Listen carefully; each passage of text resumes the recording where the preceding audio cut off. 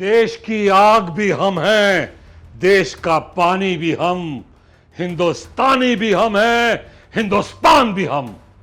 संग्राम सिंह बातों ही बातों में यह जानने की कोशिश करते हैं कि विक्रम, कबीर और अभय में कानून के खिलाफ इतना गुस्सा, इतनी नफरत क्यों है।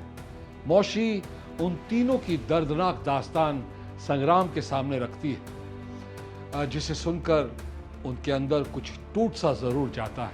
आप सबको याद ही होगा कि संग्राम सिंह की अपनी जिंदगी में भी दर्द कूट कूट कर भरा हुआ है, लेकिन वो हर गम को दबाते हुए लड़ रहे हैं और मरते दम तक लड़ते भी रहेंगे। उन्हें इस बात से बेहद अफसोस होता है कि जो हिंदुस्तान का भविष्य है, उनका अपना भविष्य अंधकार में भटक रहा है। वो मौशी से कहते हैं कि वो उन तीनों से खुद मिलकर उन्हें जीवन जीने का रहस्य बताना चाहते हैं। रात में कबीर और अभय विक्रम का इंतजार कर रहे होते हैं। विक्रम जो गांव से अपने छोटे भाई सूरज को ढूंढने शहर आया है और अब काफी समय से उसे ढूंढ भी रहा है। आज फिर सुबह से उसे ढूंढने अकेला ही निकल पड़ा है। दोनों इस बात से नाराज और बेहद गुस्से में हैं कि वो उनको साथ क्यों नहीं लेके गया। खून के रिश्ते तो कभी कभी फर्ज निभाते हैं, लेकिन दोस्ती बेलगाम प्यार जताती है, दोस्ती जिंदगी संवार जाती है। संग्राम सिंह पुलिस कमिश्नर से मिलते हैं और बस्ती की जमीन के बारे में उनकी राय लेते हैं। वो उन्हें तफ्तीश की हुई जानकारी के लिहाज से बताते हैं कि बस्ती की जमीन एक डिस्प्यूटेड लैंड है। कमिश्नर का भी दावा होता है कि अदालत की जजमेंट के बगैर बिल्डर भी कुछ नहीं कर पाएगा, लेकिन संग्राम सिंह जानते हैं कि ऐसे केसेस में बिल्डर कानून की मर्यादा में रहकर भी अपना खेल खेल जाते हैं। अब आगे। एक बिल्डर गरीबों की झोपड़ियां हटाकर उन्हें घर से बेघर करना चाहता है और इस काम के लिए उसने गुंडों को सूटकेस दिया है और गुंडों ने बस्ती वालों को धमकी दी है कि वे बस्ती खुद ब खुद खाली कर दें, नहीं तो वे अपने तरीके से खाली करवा लेंगे। I understand sir. अगर हमने किसी शक के बेसिस पर उन्हें गिरफ्तार किया भी तो 5 मिनट में वे लोग उन्हें छुड़ा लेंगे,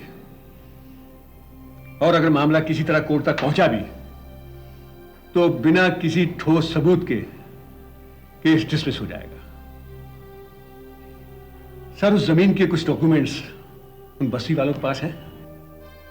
जहां तक मेरी इंफॉर्मेशन है वो डिस्प्यूटेड लैंड है और अदालत में केस दाखिल है। इसका मतलब है जब तक इस केस का जजमेंट नहीं मिलता बिल्डर वहां कुछ नहीं बना सकता। हाँ, कानूनन तो नहीं बना सकता, मगर वो बनाएगा जरूर, और बन जाने के बाद अगर किसी ने एतराज किया तो वो स्टे ऑर्डर पेश करेगा कि कब्जा उसका है और उसके बाद धनी को खरीदने की कोशिश करेगा। जिसने आपको ये बताया है उसके पास कोई अता पता नहीं? वो पहला आदमी है जिसने उस जमीन पर पहली झोपड़ी बनाई थी। उसने ये नक्शा दिया था मुझे। ये वो सर्कल किया हुआ हिस्सा है जिसकी मैं बात कर रहा हूं। इसका सर्वे नंबर भी था जो मिट चुका है और अब उस आदमी को याद नहीं। इसका पता लगाना कोई मुश्किल बात तो नहीं, म्युनिसिपैलिटी के रिकॉर्ड से पता चल सकता है। Thank you.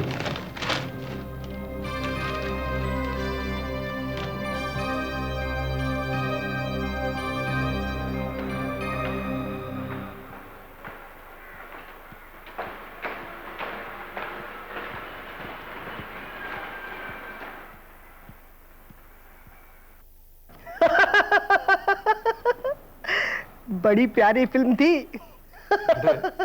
ये जमीन के सर्वे नंबर का पता लगाने के लिए किससे मिलना होगा? Thank you. अच्छा अच्छा, वो जो माधुरी दीक्षित ने राजा में पहन रखी थी, वो राजा में। अभी तक तो हाथ खाली है, मिलेंगे तो ले आऊंगा। Excuse me. अरे बाबा, ले आऊंगा। लिपस्टिक कौन से शेड का? Excuse me mister. रेड। अच्छा अच्छा। एक्सक्यूज मी मिस्टर, मैं तुमसे बात कर रहा हूँ। क्या मिस्टर मिस्टर लगा रखा है? देखते नहीं मैं बिजी हूँ। अरे बाबा तुमसे नहीं, विजिटर से कह रहा था। ये दफ्तर है, तुम्हारा घर नहीं। तुम बाद में फोन करना। क्या बोले तुम? शर्म नहीं आती तुम्हें? पब्लिक को क्या समझते हो, अपना गुलाम? ए मिस्टर, चास्ती बड़बड़ नहीं, कॉर्पोरेशन ऑफिस है, डिसिप्लिन से काम होता है इधर। डिसिप्लिन, इस शब्द का अर्थ भी समझते हो तुम? अरे ये क्या समझेगा, 3 घंटे से खड़े हैं, ये हिलने को तैयार नहीं। जब तक उसकी बीबी की साड़ी नहीं मिली। लिपस्टिक का बंदोबस्त नहीं होता। हाँ, ये किसी का काम नहीं करेगा, 2 घंटे से खड़े हैं। ए शानी, कॉर्पोरेशन सर्वेंट पे इल्जाम लगाती है, भारी पड़ेगा। तुम 3 घंटे से हिल क्यों नहीं रहे हो? तुम इधर रिवोल्ट करने को आया है? मुझे जमीन का सर्वे नंबर और ओरिजिनल धनी का नाम चाहिए। लाइन में खड़े हो जाओ। वो तो खड़ा हो जाऊंगा, मगर ये काम तुम ही करोगे ना? नहीं, 3 नंबर के टेबल पे जाओ।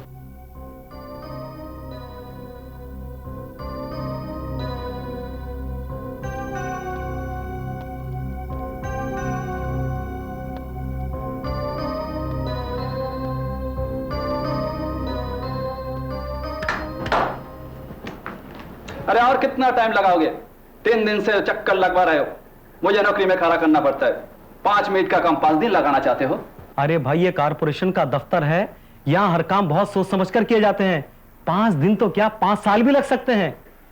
हाँ, जाहिर है, अगर तुम लोग काम नहीं करोगे तो 500 साल भी लग सकते हैं। देखा, ये कितने तजुर्बे की बात कर रहा है।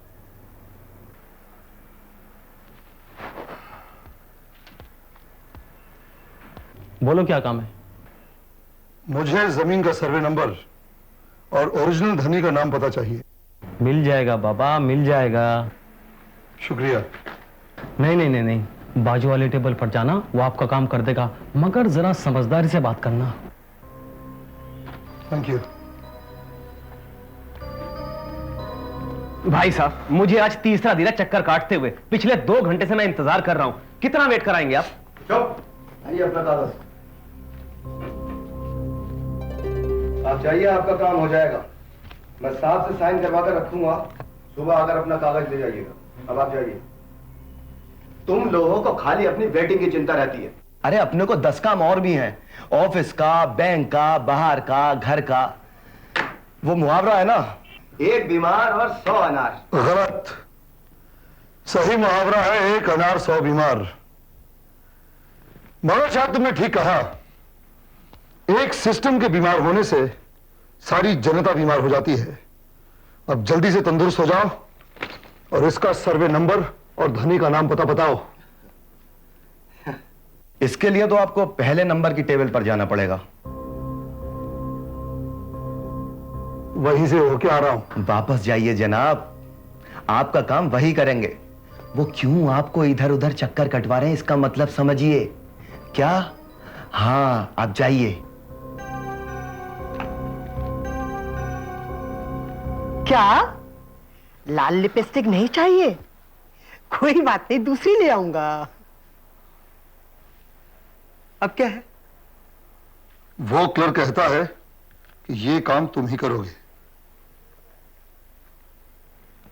सब काम चोर हैं, खामाखा पब्लिक को हैरान करते हैं। ठीक है, खड़े हो जाइए लाइन में।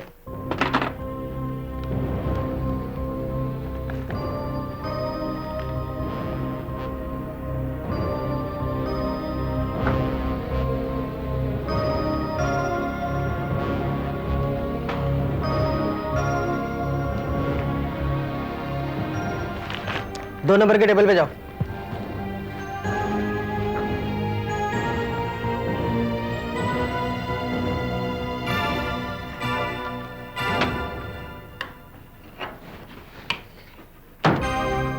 लंच टाइम, लंच ब्रेक तो 1 बजे होता है ना?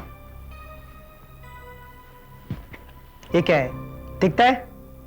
मगर अभी तो 1 बजने में 10 मिनट बाकी हैं। कॉर्पोरेशन तुम्हारी घड़ी से चलेगा कि हमारी घड़ी से?